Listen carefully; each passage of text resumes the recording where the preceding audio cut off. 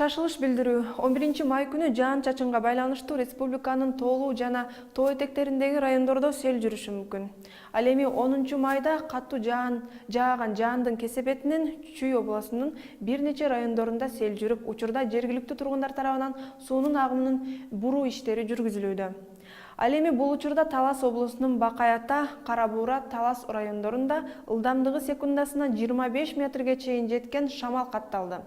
Кошумча мөндүр аралаш нөшөрлөп жааган жаандын кесепетинен сел жүргөн. Бул өзгөчө кырдаалдар министрлигинин кыстырма маалыматы болду. Эми аба ырайы эртең кандай болот? Борбор Азиядагы жаан токтойбу же кайрадан уланабы? Аны мен Гүлүм Эркинбек кызы кененирээк айтып берем. Саламатсыздарбы? Борбор Азиядагы жаан жүрүп отуруп Кытайдын батышына жетти. Ал жакта жайгашкан Ак Суу жана Үрүмчү шаарларында бүгүн кечинде жаан жаап, эртеңге чейин созулат. Ошондо Астанада жаандуу циклон таркаган болот. Эртең күндүн бети көрүнүп, абанын температурасы жогорулай баштайт.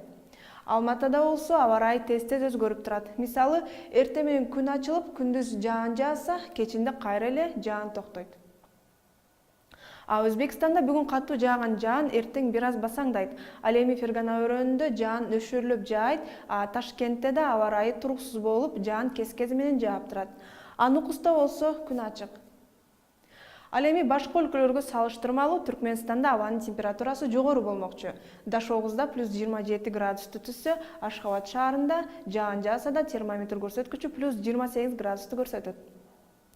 Тажикстанда жаандуу күндөр уланат. Душанбе шаарында, Хорок өрөөнүндө, Хожон шаарында бүгүн жаан нөшөрлөп жааса, эртең да так ушундай жаайт. Ал эми Кыргызстанда 12 май күнү кээ бир райондордо жаан жаап, күн күңкүрөшү, бийик тоолуу райондордо кар жаашы күтүлөт. Сак болуңуздар, нөшөрлөп жааган жаанга байланыштуу тоолуу аймактарда сел жүрүшү мүмкүн.